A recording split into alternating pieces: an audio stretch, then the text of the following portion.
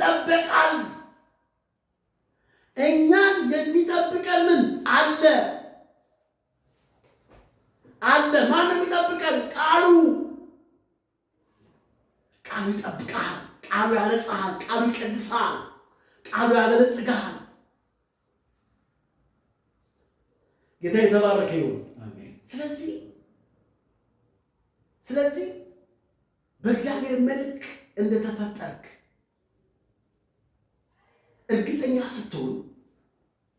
እርግጠኛ ስትሆን ለምን እንደምትኖር ይገባሃል። ለማን እንደምትኖር ይገባሃል። በዘፈቀደ አትኖርም። የትም ሂድ የትም አንተ የእግዚአብሔር ልጅ ስለሆንክ የምታደርገው ነገር ሁሉ ለሰዎች ምንድን ነው? ትንግርት ነው።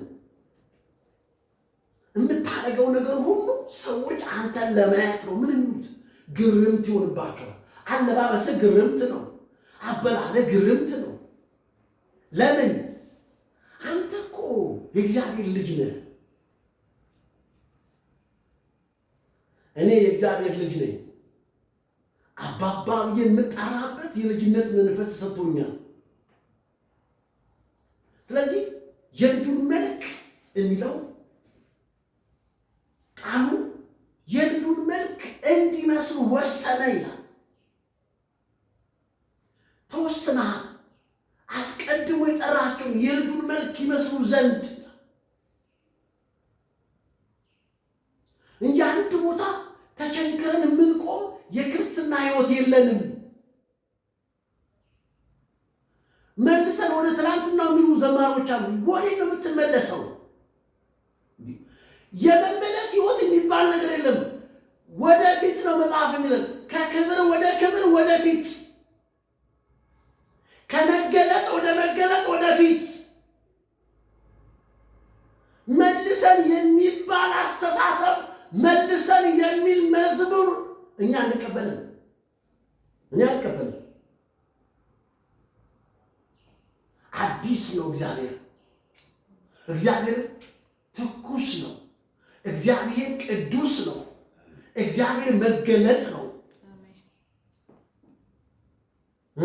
እንጂ መጽሐፉ እንዲህ ጳውሎስ እኮ ጸልዩልኛል ምን እንዲሆን እንደሚገባ ምን አንደበቴን ከፍት ዘንዳ እንጂ ትናንትና ያነበብኩ እዚህ ቅስቃይ እንደ አይደለም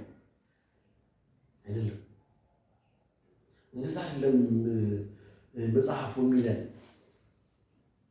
ስለዚህ እኛ ልጆች ነን። እንደ ልጅ ነው መመላለስ ያለብን። ሮሜ ምዕራፍ 8 ቁጥር 16 ላይ እንደዚህ ይለናል። ምዕራፍ 8 ቁጥር 16 ላይ ምንድነው የሚለው? ቁጥር 14 ጀምሮ በእግዚአብሔር መንፈስ የሚመሩ ሁሉ እነዚህ የእግዚአብሔር ልጆች ናቸው። አባ ብለን የምንጮህበት የልጅነት መንፈስ ተቀበላችሁ እንጂ እንደገና ለፍርሃት የባርነት መንፈስ ምናላችሁ አልተቀበላችሁምና። ከባርነት ወጥተናል። ሕጉ ነው ምንም ያሳየን የባርነት ሕይወት፣ የመሸማቀቅ ሕይወት፣ የዕዳ ሕይወት፣ የዕዳ ኑሮ፣ የዕዳ ክርስትና።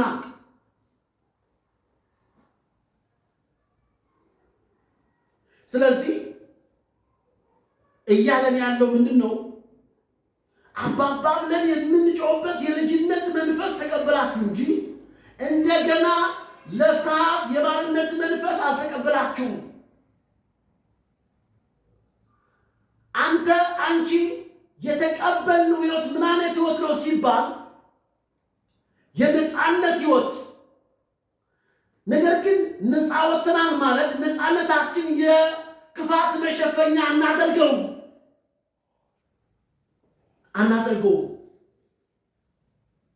እግዚአብሔርን እንድንገልጥ፣ እግዚአብሔርን እንድናሳይ፣ እግዚአብሔርን እንድንተርክ፣ እግዚአብሔርን በዚህ ምድር ላይ እሱን ወክለን የቆም ነው።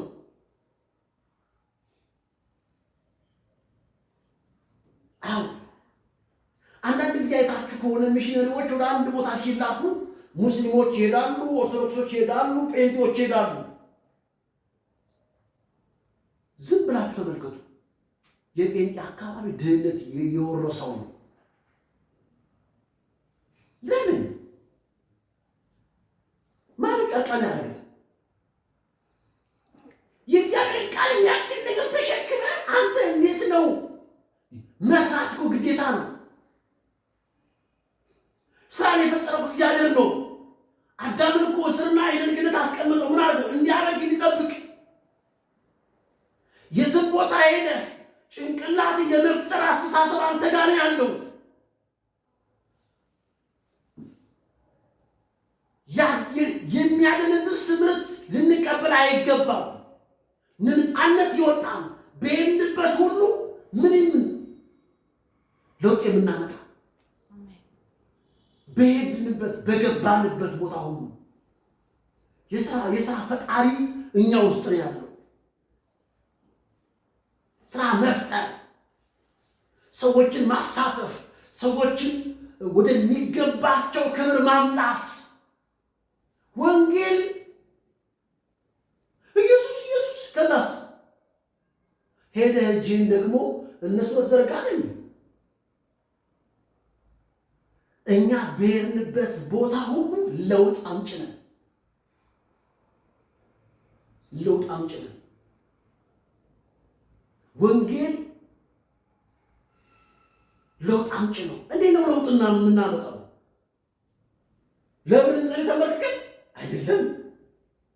እኛ በመስጠት ነው የምንታወቀው። እኛ ቸሮች ነን። መጽሐፍ ቅዱስ የሚለን ምን ነው? ብር ስጠን ብለናል የምንጸልየው። ብር ስጠን ብትል እግዚአብሔር አይሰጥህም።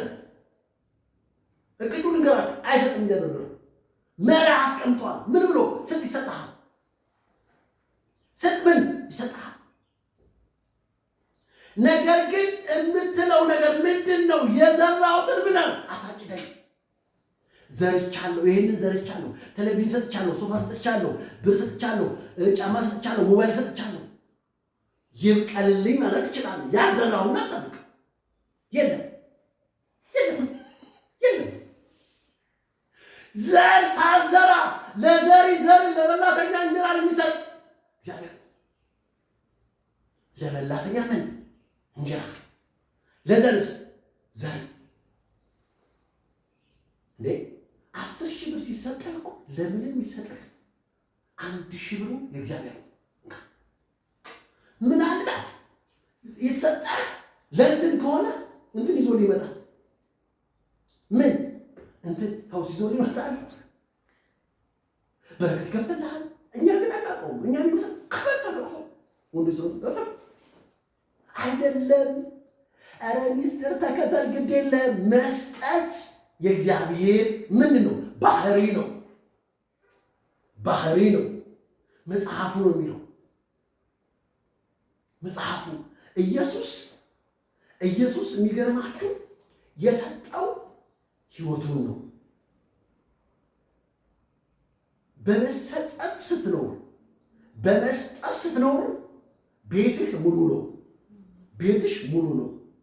ብር ስጠኝ ብለህ ስትጸልይ እግዚአብሔር ፈገግ ቢለው ቀን አይሆንም።